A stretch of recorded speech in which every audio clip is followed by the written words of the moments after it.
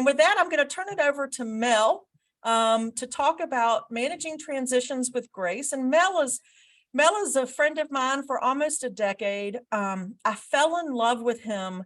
One day we were attending the same group meeting and he sang everybody's name. He in his head was able to put little snippets of everybody's name in the room together, and then he sang it and hummed it for us. And in that moment, I thought, somebody who could so beautifully sit in the room of people and be able to do that must love humans and must care deeply about others. And so I've been blessed and lucky and fortunate to have Mel love me for almost a decade. And now he gets to love you through his sharing of managing transitions with grace. So Mel. Well, Tommy, thanks so much.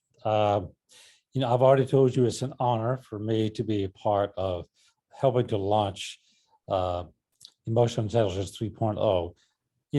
It takes not only a lot of love, which you have, a lot of courage, which you have, to come out with such a rich account of what it means to show up unafraid, unashamed, and unrestrained, so that we could be more present in the world with both purpose and generosity. And boy, I tell you, you model that in so many ways. So before I tell this first story, I'll tell a previous one I hadn't thought about telling until just a second ago, but I'm sitting in one of the group meetings with Tommy, and I'm saying that I'm trying to learn to write poetry, but I'm very close to whining about how it is so hard to, can you get published? Can you not get published, etc. And Tommy, in her sort of ineffable way, turns to me in a sort of a stark way and say, I expect a draft by the spring. A draft of your first collection of poems. She said, I expect a draft by spring. It wasn't, I think it would be good for you to try to do it. It was just sort of like just smacking me up beside the head and said, wake up, draft by spring. And so by the spring, I had the first draft of my collection of poems. And if you go on Amazon.com, you can see Night Weavers. But, I'm not sure I would have had that much courage, but Tommy lent me hers. And I hope that you reading this book and your relationship with Tommy will have many moments when you feel like, she's lent you a bit of that wonderful fierceness that makes her who she is. So thank you again. Mel, you're going to make me turn my camera off. Okay, right. It's just, you're so sweet. Thank you for that. Well, that's true. It's felt. So the story I want to tell you is about a life transition. I'm 22. Imagine this. I'm 22 years of age. I'm so wet behind the ears that I have to stay standing up all the time, or else I'll drown. I'm so young and naive, and I make the wrong decision. All my friends and family admonish me not to do this. I make the wrong decision to get married. And I thought it was the dream come true. I didn't know at the time, it took only 2 years to find out it was a nightmare, not a dream, and that my whole life literally fell apart. I'm in divinity school to become a Methodist minister. Well, divorced Methodist ministers are not well, the market is not open to that. Certainly not back in 1966. And suddenly I had to find out how I was going to make it through the transition, my career, the amount of pain and grief I was going through, the loss of a woman I worshiped the ground she walked on, and my own having to come awake to my own naivete that I couldn't see the forest for the trees for what was staring at me and all my friends saw it. I couldn't see that I was making the wrong decision, and yet it became a transition in my life that taught me more about what courage, what real love feels like, and how to find a way to show up. It became a transition that I would say changed my life in a course direction that has meant the world to me ever since. By the way, and my ex-wife and I are on Facebook. And so I thank her all the time for the gift she gave me for walking away. But next slide, I'll tell you the rest of the story. So 2 years after I get divorced, I'm still lost. I'm going to therapy 3 times a week. I probably should have gone every day. In addition to being lost, I'm also trying to find love or happiness, or maybe just be honest with you guys, a one-night stand, something I could find that was comforting. I'm looking for love in all the wrong places. So I walk into the graduate center at Duke University, and there she is. Click it again there, my friend. There you go. By some foolishness, I walk up to this woman, and I tried very hard to impress her. I was not ready for the amount of honesty she gave me in a heartbeat. It took me 2 weeks of chasing her around the Duke campus before she finally agreed to go to the Quad for a concert, where I fell on my sword and admitted I was, I acted like a jerk and all the rest of that. But in that moment, I met the woman with whom I've been now married for 50 years. I wasn't ready for her then. Some mornings I get up and I'm still not ready for her. But suddenly I found love after love. So I want you to think about a time that was like that for you. Maybe it was the loss of love. Maybe it was the loss of a friend. Maybe it was a parent. But some loss in your life, maybe it was a job or a career that you thought was going to unfold before your eyes. But the loss itself confronted you with being in a great transition. So Derek Wilcock has written a wonderful poem. I want to read it to you. Love After Love. And as I read this to you, it's on your screen for those who have visual contact. Listen for its phrases, a word or a phrase that might stand out to you. Listen to what he's saying to you about whatever loss in your life threw you into a time of great transition. Here's his point. The time will come when, with elation, you will greet yourself arriving at your own door, in your own mirror, and each will smile at the other's welcome and say, sit here, eat. You will love again the stranger who was yourself. Give wine, give bread, give back your heart to itself, to the stranger who has loved you all your life, whom you ignored for another, who knows you by heart. Take down the love letters from the bookshelf, the photographs, the desperate notes. Peel your image from the mirror. Sit, feast on your life. Give you a few moments, just pause for a few moments. Let yourself scan the poem again. See what stands out to you.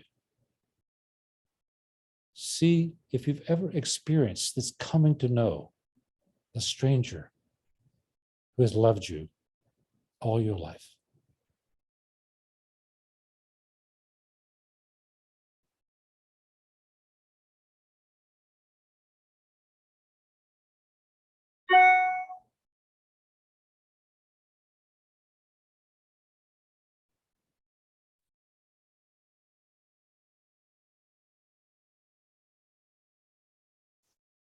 So let's spend a few moments and see if you're willing to, able to share something that stood out for you, some experience you had listening to this poem, some way in which it takes you back to that time when you were asked to sit and feast on your life. Anyone?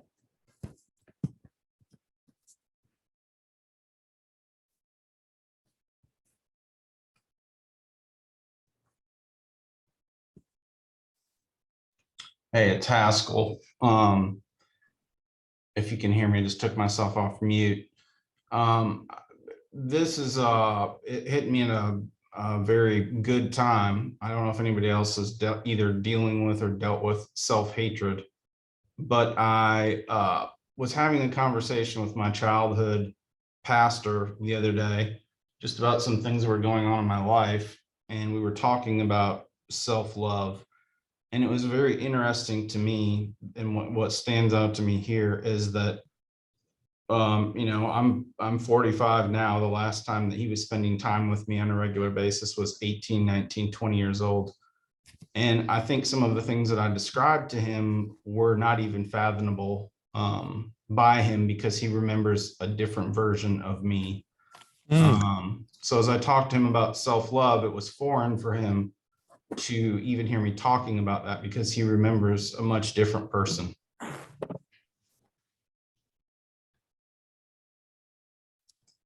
Thank you, Haskell.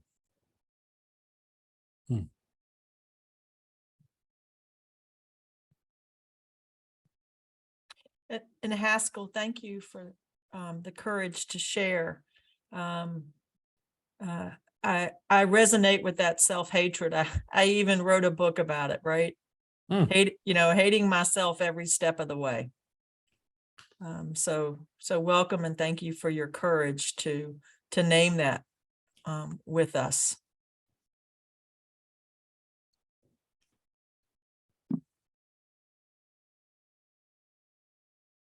Anyone else able or willing to share whatever impact this poem may be having right now, or the way it might refer you back to a time in your life that was a time of transition?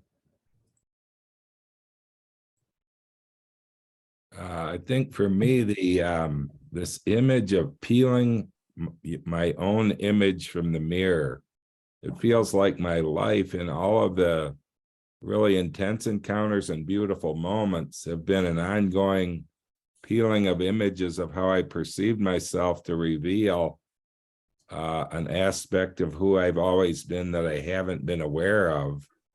And I think about the collective impact of those moments of peeling my image off the mirror in opening up this powerful line at the end of feast on your own life.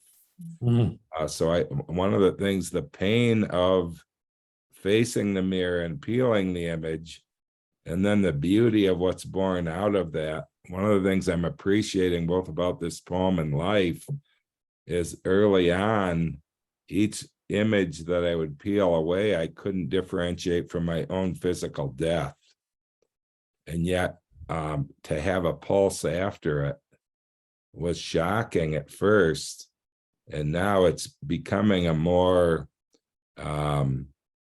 graceful process of, another image to peel away. And now, rather than the terror rushing in, this quality of feasting on life tends to accompany it more of the time. Wonderful, Jim.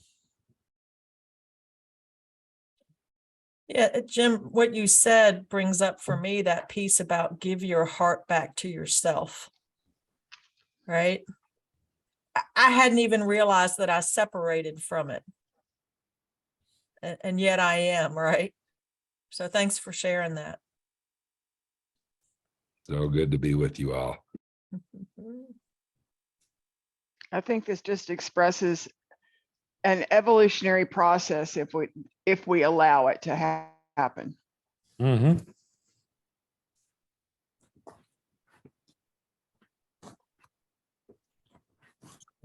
can add. Go ahead.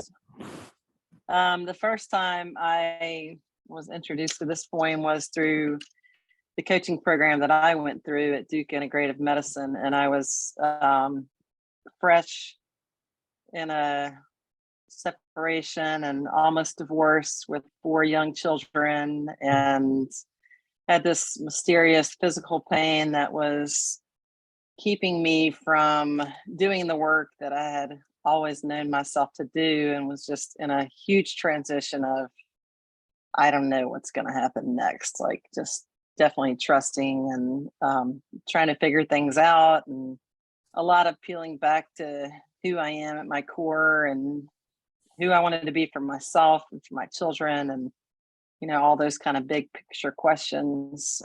So that was the first time, and it was super impactful. I can remember just crying because I wanted that for myself, and I realized that I was struggling. And then I've revisited it through the years, but I mean, fast forward almost 14 years from then, it's still impactful. I've had a huge job transition, which some of y'all know about, and it's really being grateful for what I've learned and where I've been, and then but getting back to this on a daily level, and I mean, it's super impactful. I think, like Karen said, if we sit with it, it can be a little scary to sit with it sometimes. Could be.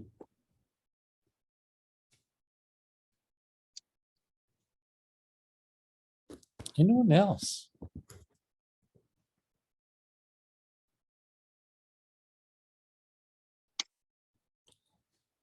A couple of things I want to lift out about the poem before I tell you another story.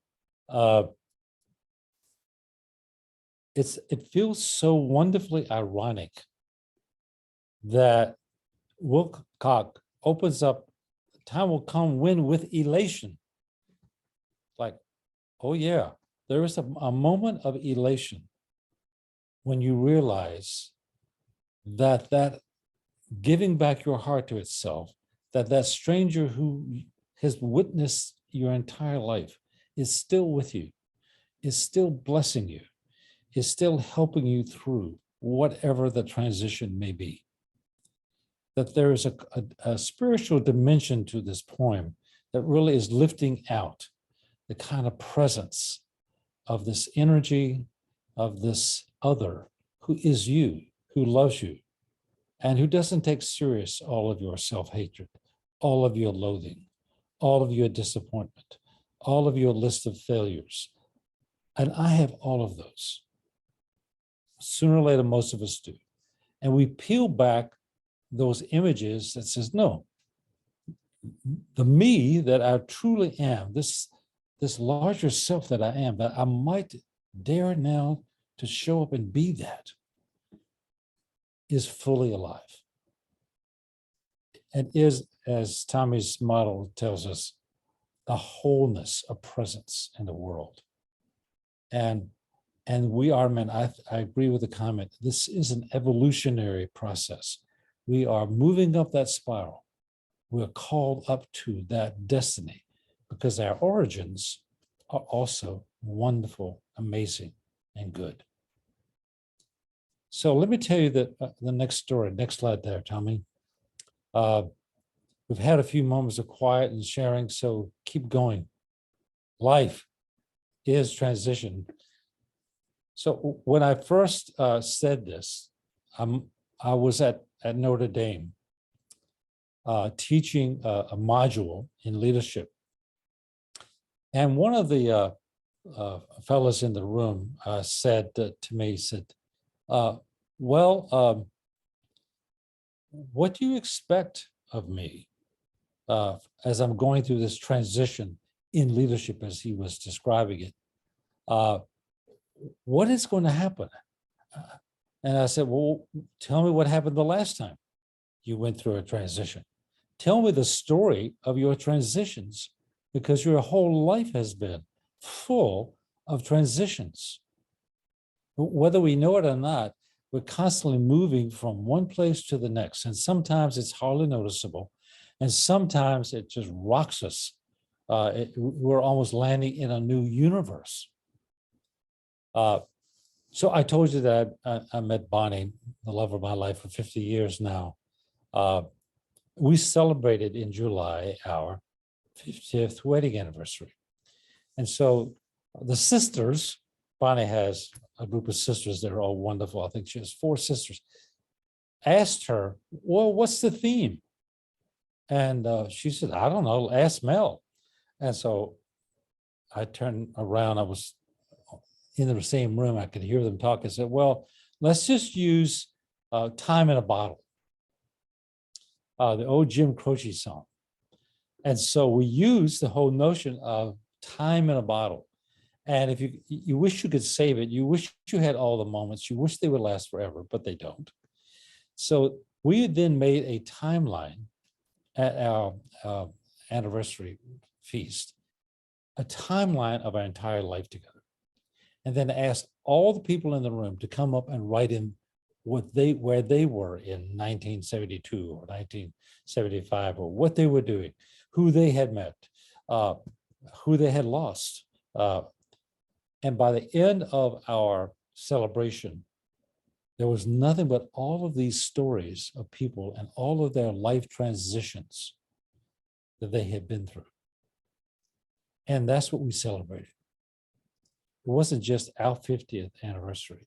It was celebrating a life full of transitions. And every time, no matter what the loss was, no matter what the setback was, some new thing opened up before us. Some new possibility opened up before us. If we were willing, as someone earlier said, if we were willing to embrace it, if we were willing to let ourselves fully experience the transition, it was taking us to something new and invariably something greater, something wonderful. So what I want you to do for a few moments is to look back at your life transitions. And this comes from the work at Northwestern on narrative life transitions. Among the things that they've studied are asking people to think about, what was your highest point? What was your lowest point? A point in your life that you would consider a turning point. And finally, a wisdom moment. So we'll give you about 5 minutes. It's going to feel like forever here in cyberspace. But we're going to give you about 5 minutes to write down or think about or jot notes around your life transitions using highest point, lowest point, turning point, and wisdom moments. And once we have that down, I'm going to ask you to take another step with these transitions. We're not going to ask you to share them, but we're going to ask you to think about some of the emotional states that were characteristic of those moments of transition. So I'll keep track, Tommy. Starting the clock now. Yep, I've got it for you. Mel, you 5 minutes, we'll be back on. So take some notes to yourself, some quiet time of reflection, highest point, lowest point, turning point, wisdom moments.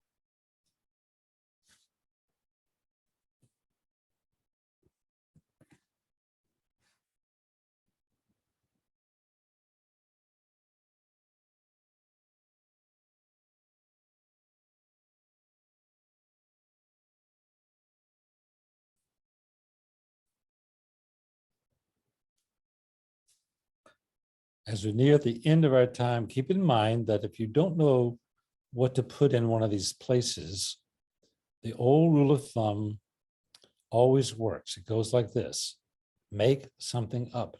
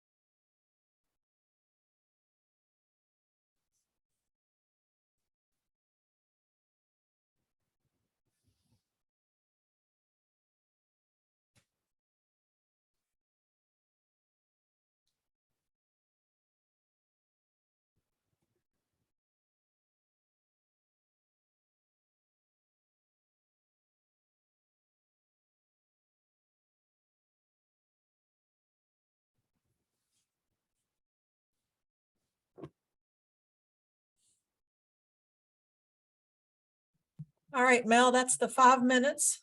All right. So as you look at these transitions in your life, you may have many, not just one high point or low point or turning point or wisdom moments.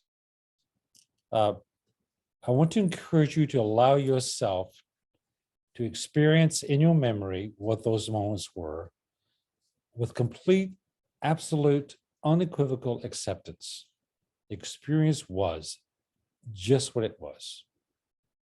Life has a way of bringing you experiences, and if you can fully accept them, not amend them, not pretend, not gloss over, not diminish, not deny a moment of great wisdom, for example, on your own part.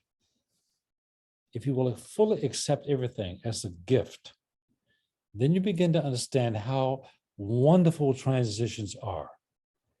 Sometimes they're not wrapped up in the prettiest wrapping paper, but boy, they are gifts.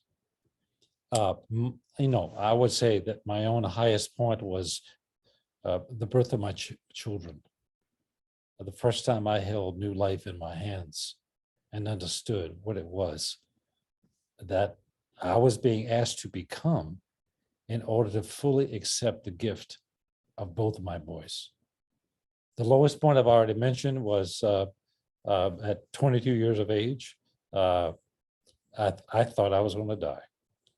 I really did. And interestingly enough, it was also the turning point.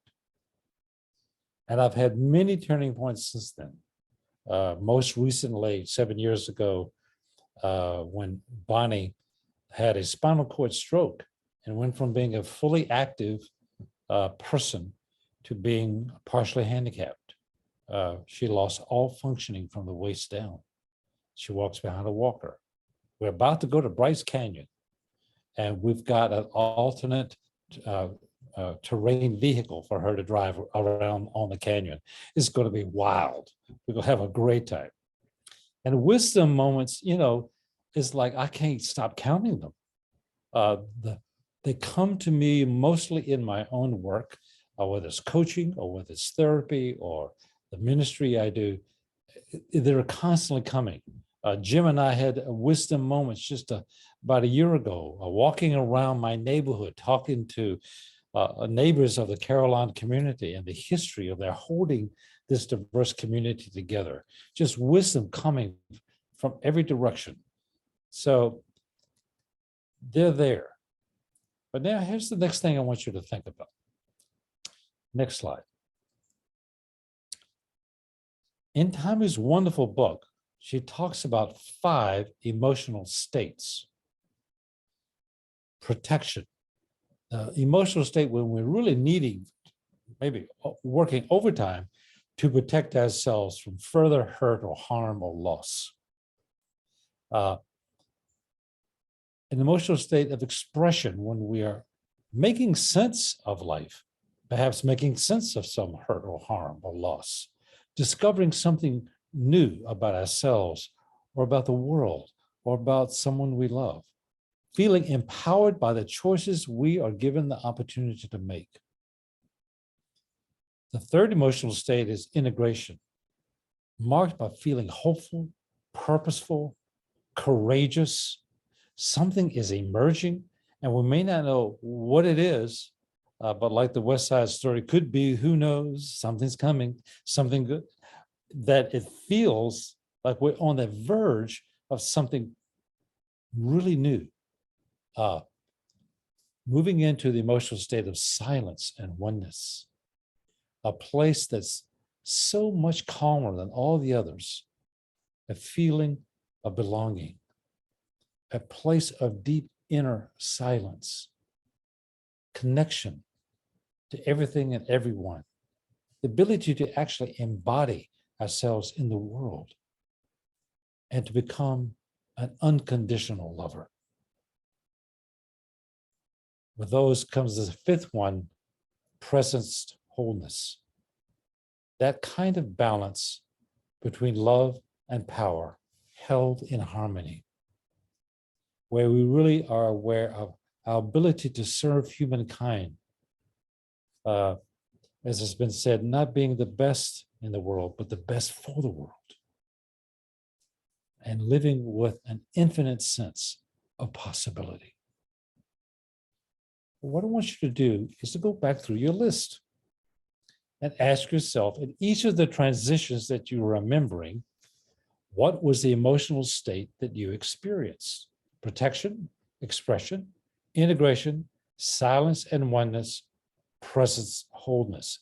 It's possible to experience more than one state, okay? So be open to that possibility.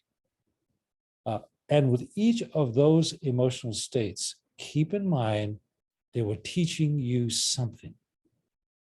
They were preparing you for something.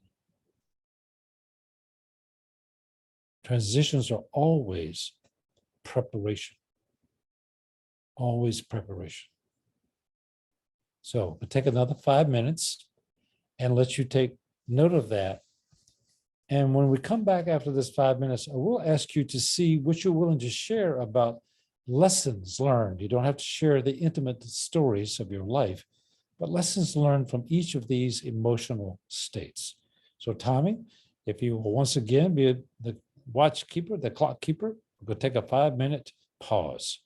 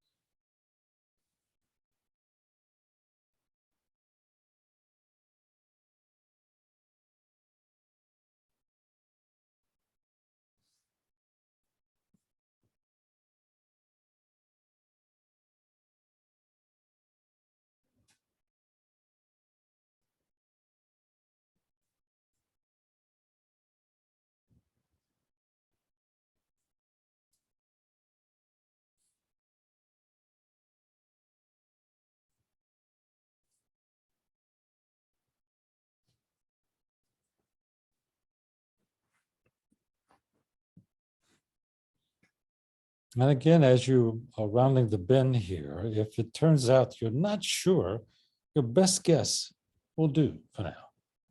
As you learn how to use this wonderful tool of these 5 emotional states.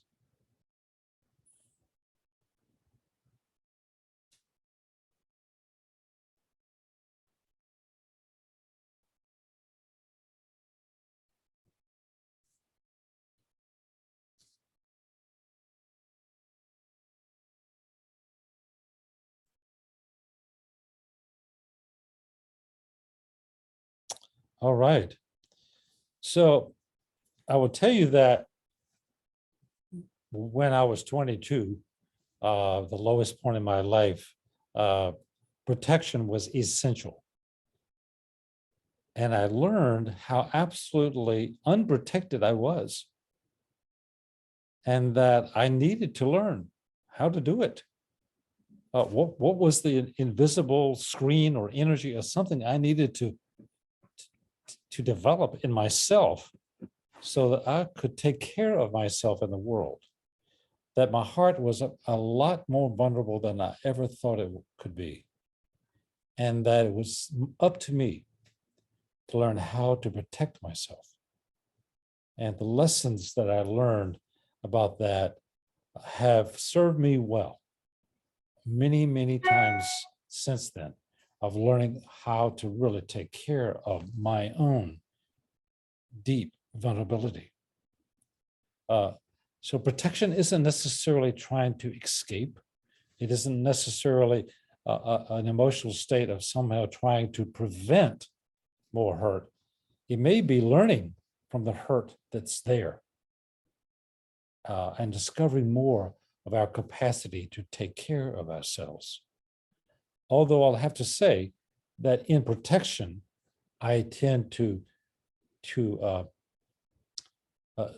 size myself down. I tend, in protection, I tend to be smaller than I really am. It's sort of like, well, if I'm not too visible, maybe I can avoid being hurt again. When the boys were born, and these wonderful high moments, making sense of life, discovering things, feeling so empowered by their life and my life, was a wonderful. And what I discovered over and over again was that my choices had tremendous amount of capacity to open up new possibilities, that I could make choices that, sorry for that, my phone is ringing, that I could make choices that made my life larger, that I could live in a larger world than I had ever known. The wisdom moments have always been hopeful, purposeful, and emerging moments. But I would have to say that some of my turning points in life have been turning into a place of great silence. One of those just a week ago when I was at a spiritual retreat in Austin, Texas. And I got up at 3 o'clock in the morning and walked around listening to the absolute quiet and stillness of the hour and feeling myself connected to everything that was alive. The trees seemed to be talking to me. The rocks seemed to be jumping off the ground. And the question came to me, how will I learn to balance love and power? And I told Tommy about this experience. I said, it came so clear to me that I needed to spend the entire retreat pondering the balance between love and power in my life.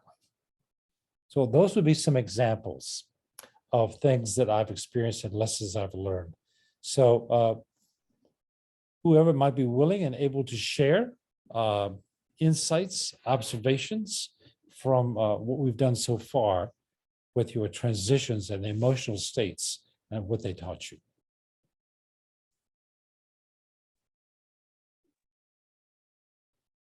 Well, thank you for using this. I mean, this is a powerful, I'm thinking of all the people I can use this with, and just even my own family, of the timeline of our life together. I love that. But as I think about like the highest points and the lowest points, I really see how much I grew from those times, right? And how much protection I needed on those hard days, like you mentioned, and how, again, with giving birth to my twins was the best day of my life. So that was the highest point. But I think about the turning point of quitting my job in academia and just walking away and having that trust that I was making the right decision. It was the scariest time, and I freaked out for the next 2 weeks of what did I just do, to the most empowering time where I was like, this is where I'm supposed to be. This is what I'm supposed to be doing. And when you asked about a wisdom moment, I just thought every single day is I'm gathering wisdom and I'm growing, and I'm just the opportunity to be able to do something like this, and just to have time to, to sit down and think about all of this. It's just wonderful. So thank you for doing this. Thank you, Michelle.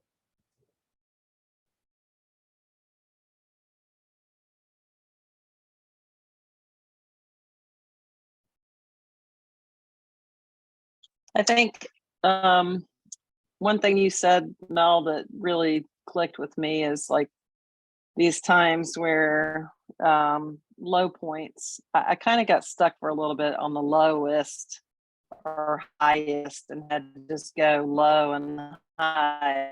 But the low points, I mean, definitely I protected myself. I protected other people, such as my children. But there was always something in me that knew I would have to open up my heart and get in a bigger space. And so that's when I think somebody like Tommy comes in handy. I know the first time we met,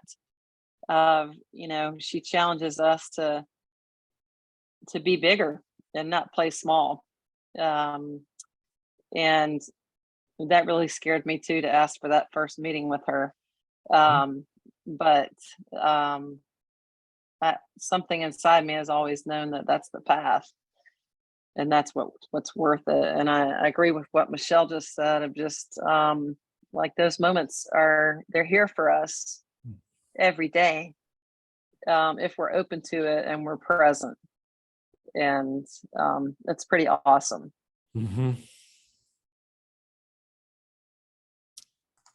I can say amen to that. Tommy challenges me all the time.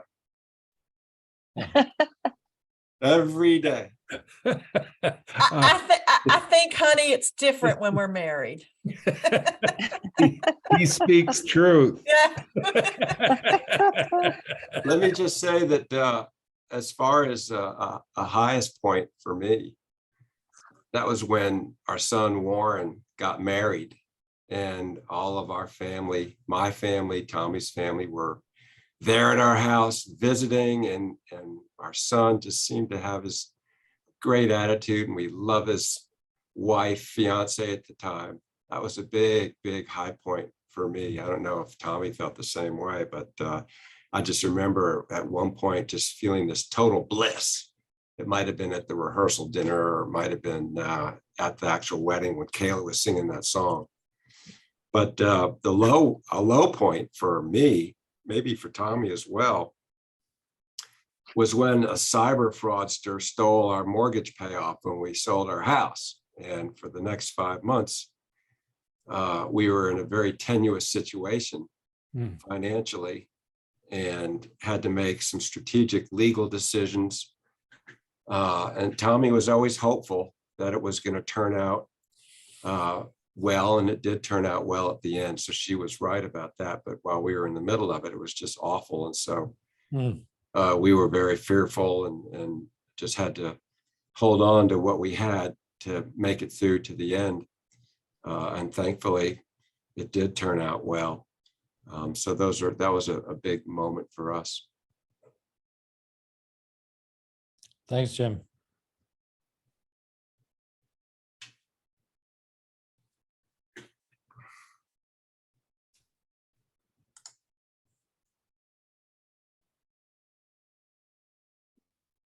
I want to add too, I really appreciate the comment about just like the quiet. and the listening, and the gift of that. Because I know I've had my share of feeling kind of like Charlie Brown in the Pumpkin Patch, of just, trying to put myself in position to listen and like to open up to what's heard. So I really appreciate that. Whether that's just day in, day out, or, beautiful settings in nature, just one-on-one with somebody, just being quiet, being open to what shakes down. Mhm. I'm kind of losing the agenda for that I might carry in my head. That's beautiful. So, One of the things I'm really caught in my reflection in this journey is how I used to think the highs or lows were influenced by what was going on externally in my circumstance or relationships. And what was profound for me when I look at low points and high points, it includes both devastating and joyful experiences. And the high and the low having more to do with how I'm in relationship with what is. And when I go into a constricted resistance to whatever is, it can be beautiful or really challenging. And I'm in a disturbed state with it. When I open to make room to receive it as it is, with curiosity and appreciation, suddenly the moment that Kristen and I realized our friendship was more than that, and my dad's death were equally high points. So this really has reframed my thinking about highs and lows being more indicators whether I'm constricting and resisting or opening and making room for, than the actual event that's occurring. So I really appreciate that showing up in this. Well, part of what the model of emotional intelligence that Tommy's offering us is asking us to think about it. Correct me if I'm wrong about this, Tommy. But that our emotional states are largely our own construction. So I can remember early in my marriage with Bonnie, I would say, but you're making me feel blah, blah, blah. And one day I tripped over myself and said, that's not true. She's not making me feel anything. I'm the one who's in charge of my own emotional state. It's up to me to ask myself, how do I use what she's doing or saying to construct an emotional state of anger or whatever I'm in? And the moment I began to make that transition and really to take responsibility for my own emotional state, it became a wonderful asset, a tool I could use. And do I really need to be this protective right now? Or where am I with my sense of discovery? But it's me that's doing the construction. And once I take responsibility for that, I am no longer a victim in this world. So I really want to encourage your consideration of that, the power, the wonder of coming to terms with your own ownership of the emotional state that you happen to be in. Others who may want to share something that they learned.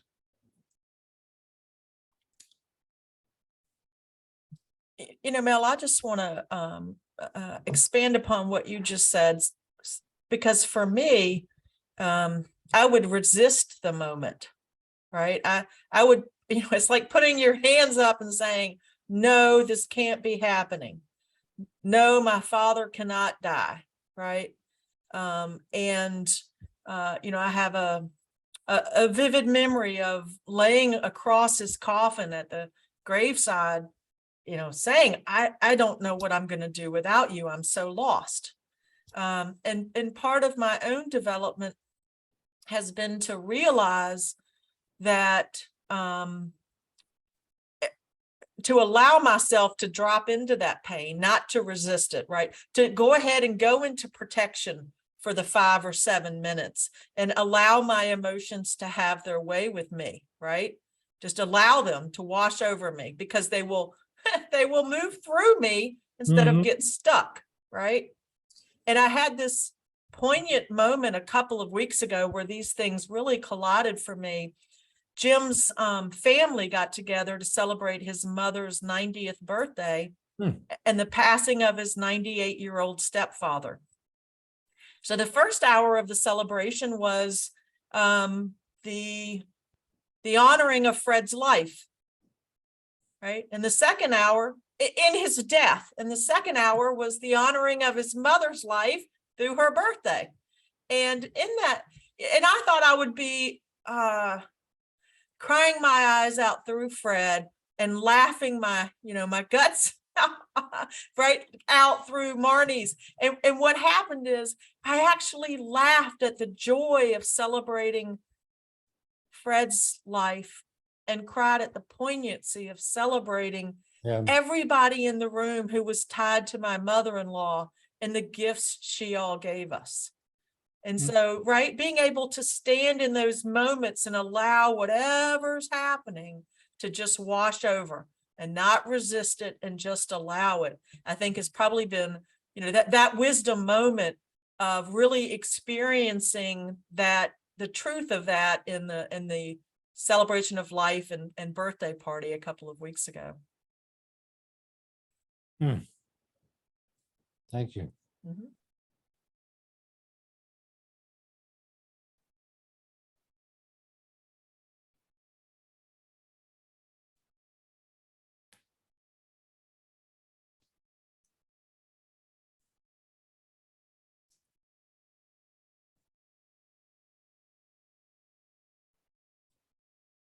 Well, as we round the bend of this time, Tommy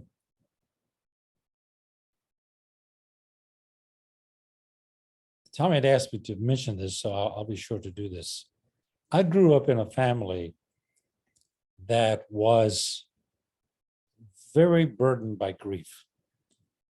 Melvin Sr., my father, was killed in the war 2 months after my twin sister and I were born.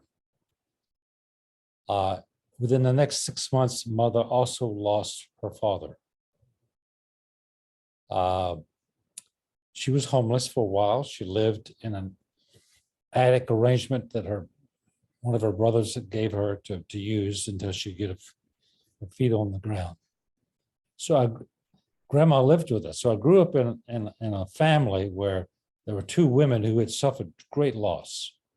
And then my father's brother came back from the war and married mother. So my uncle became my stepfather. And he had PTSD. He was grief-stricken from the loss of his brother. And, you could walk around the house and cut it with a knife. But I learned very early on how to master being in a state of great grief and loss. I developed very early in my life a spiritual awareness that kept me afloat in the midst of all that. And so no wonder I became a therapist, a coach, a minister, a teacher, because I learned lessons about grief and loss through a lifespan. And I have to say that one of the things that I bring to the people I work with is I'm absolutely unafraid of what grief brings, of what loss brings. And that's because there is something on the other side of it. And this wonderful book that you've published, Tommy, is a really, it opens up the possibilities. How do we get there? What's the pathway to move into a place of presence? How do we get to that place, that kind of energy, and trust that the universe is always with us, helping us in some way or another to reach the full potential of who we are. And we don't need to be intimidated by life suffering, the losses. There's horrible things that take place in life. I listen every night to the folks of Ukraine and feel for them. But you look at their courage and their optimism and their determination that they are going to find a way to have their freedom back. It's inspiring. And I think they will get it. So let's have a little time of sharing what we've learned, what might be some of the things that you're going to take away from this time that we've spent together. And Mel, before we do that, do you mind if I ask you a question? sure. You know, when you have a client or you're coaching someone who's just shattered, right? Lost in that, you know, whether it's the loss of their spouse or a child, or, you know, the death of the marriage or whatever, you know, what are the words of wisdom when people feel like there's no hope? What is it that we can offer our clients or our colleagues or those that we love, in the way of, moving forward? Sure. Well, first of all, don't run. You know, it's the first consolation is don't run from your grief, and you're not alone. You're not alone. I am with you. Or if it's Susan, or if it's Jim, or if it's you, that your presence is there for as long as they need it. You're not alone. Don't run from your grief. Don't run from the shattered place that you're in. You're not alone. A sense of belonging is perhaps the most universal human need that we have. And we tend to solve for belonging. We make it a problem by trying to do something, be special, be smarter, be whatever, rather than to actually experience connectivity. The connectivity is there. Even in the grieving, lying yourself over the casket for your father's death, your connectivity is there. The second thing I often do with folks is to say, the process of loss and of going through a shattering time of your life is a process. It's not a permanent state of affairs. It's a process. If you hold on to it and you refuse the process, you can make grief last decades. But if you're willing to enter into the process of your own loss, whatever is happening, and to really fully and embrace it, it will take you somewhere. You've got to be willing to. But the third thing, I remember this time when I had a woman who's had just lost her 16-year-old son. She had warned him not to go out driving and drinking. And the first night he went out, he hit a tree and killed himself. And so we're sitting there and she's saying, what do I have? What do I have? What do I have? And I said, what do you have that no one and nothing, not even death, can take away? What do you get to keep? In grief and in loss, there's always something we get to keep. What is it? And I won't give you too many examples, but I can tell you that the one thing I got to keep when I lost my first marriage, I got to keep an awareness of my own capacity to love. I got to keep it. It was mine, and nothing was ever going to take it away. Now it was up to me to decide what I was going to do with it. But that was the gift that was what I got to keep. So those were the things I would emphasize with clients.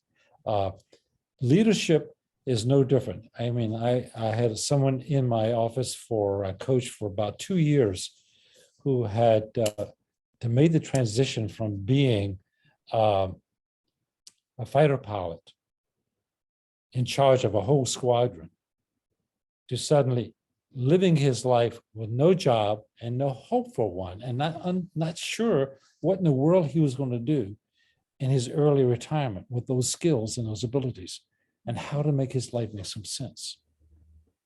And it was the same basic: stay in it. It's a process. You're not alone. What do you get to keep? You're never going to be a commander of a squadron again. What do you get to keep? So those would be the things that I would say. Thank you. That was beautiful.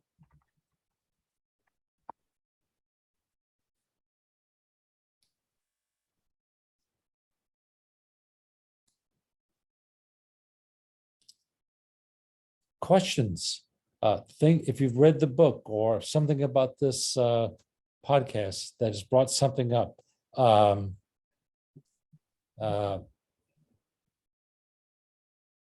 Especially you have the author in front of you. You don't Well, and often- you have the master of managing grief in front of you and Mel. So if you have questions or comments or thoughts, now's the time.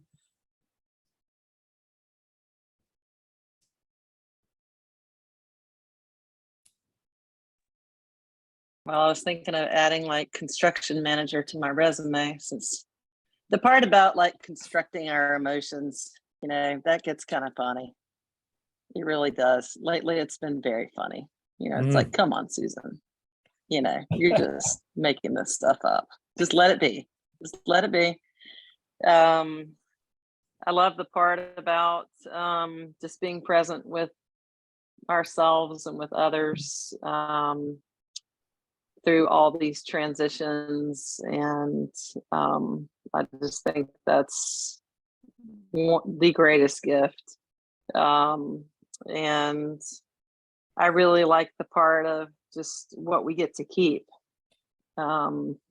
Just makes me teary because I think about leaving my job that I thought I would stay at forever. And there was a big loss with that. And I really had to, like Tommy keeps saying, like, just go through it to get beyond it. But I know there was a lot of goodness like in those 10 years. And so that's the part that I get to take with me, and I get to bring, in service to others. And so that's the part I can be thankful for all the parts, and especially thankful for those parts that I get to take forward. I also have a brother that committed suicide when I was in high school. And so I think that's part of the tears. Just, I fortunately got that same message from our minister at the time, the exact same message of just taking that unique part of him and of us forward, and what I could do with that. Yep. So I'm thankful that when I look back at my timeline, I've always had people that have been, very supportive and very hopeful. And so I'm super thankful that I've had those people in place, and that they've been willing to show that to me and speak up and show it, and all of that good stuff. So thanks for sharing all these little tidbits. Thank you, Susan, for sharing. Mel, I'm curious. I think this is a place of where a lot of people struggle.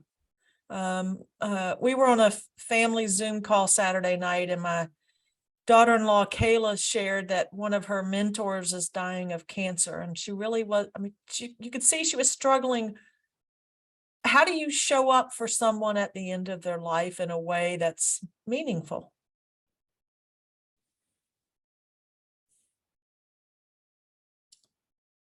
So I was telling someone earlier this morning who I'm coaching about a career transition. And they have in their background, they used to work in hospice. And I was probing for what they did and what they learned in that experience, and if they were willing to go back to it. You will never be in a more sacred place than when you're with someone who's dying, whether they have 6 months or 6 hours.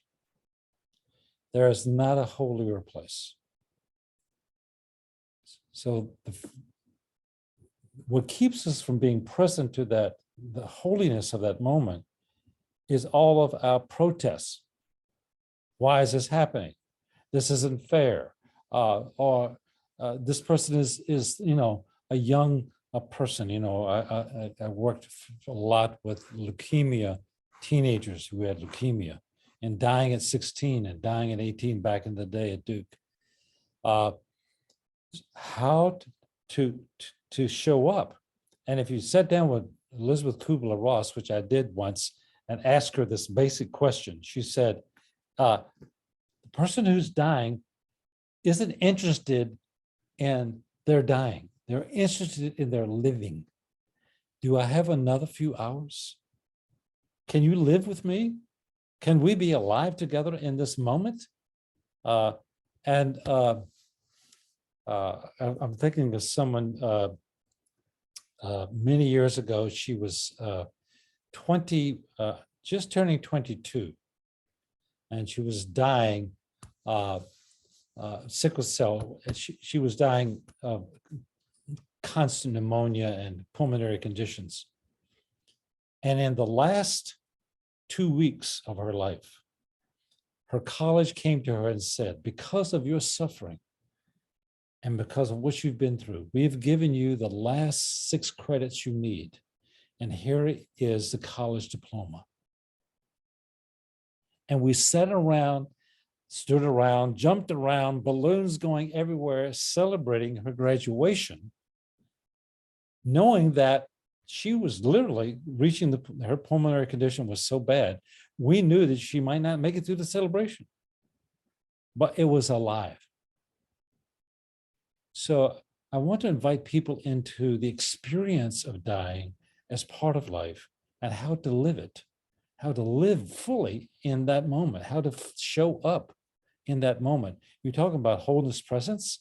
I mean, here is the opportunity to reach that emotional state. And there is a tremendous sense of belonging and connectedness that can be had. But if we sit around and protest and complain and ain't it awful and wring our hands, well, we're going to miss the show. We're going to miss the event. We're going to miss the preciousness and the holiness of that moment.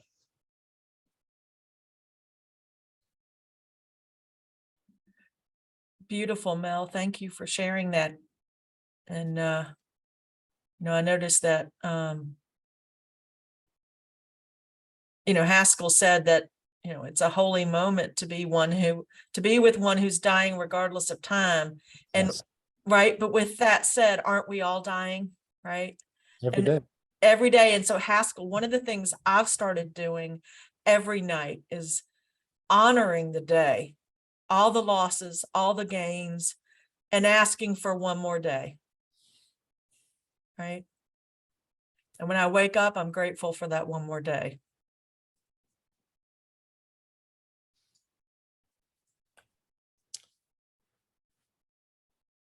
I wrote a poem a few weeks ago to try to put into words a philosophy of my life. And it goes like this.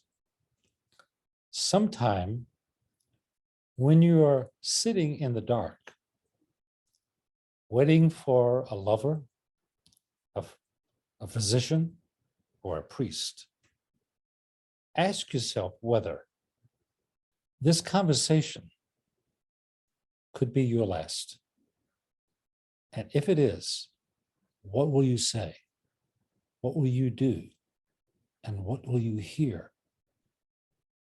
The voice you will hear will not be your own. So I lived my life and have for many years thinking, this life is conversation. And the conversation I'm having with you right now could be my last. I could not make it possibly across the street for lunch after this is over. Am I willing to cherish this conversation? And if I can live my life that way, I will not have regrets.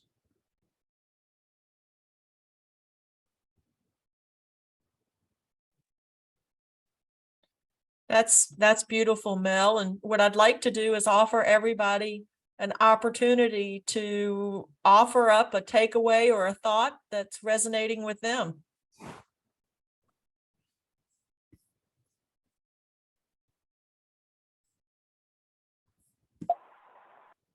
Tommy, it's Jim, and I just want to say how caught I am in this last reflection of cherish what is.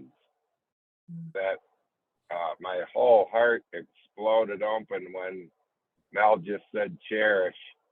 And I just am in awe of my and our innate capacity to cherish what is, and how much it has asked of me to surrender and to let go of and to allow loss for that capacity to cherish what is, to continue to come into an embodied experience more of the time. So cherish the time we've had together, all of us, and appreciate the way each of you have blessed me in our time together. Thanks, Mel and Tommy. Thank you, Jim. Love you. Yep. Thank you, Jim. Love you. Anyone else? Thoughts, takeaways?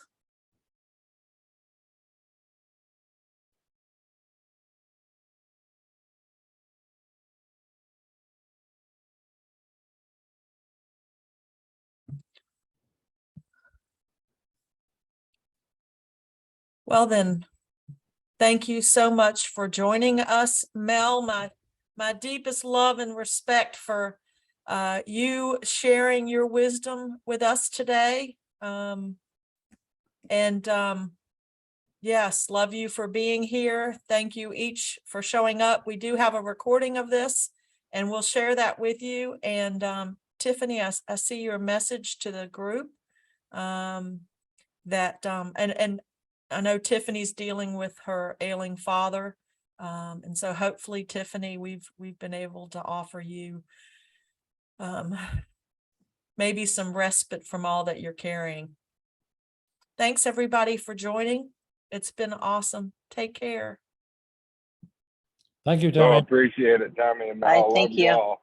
Yeah, take Have a care. great day. Thank you. Take care. Presence. Thank you so much. Yep, take care.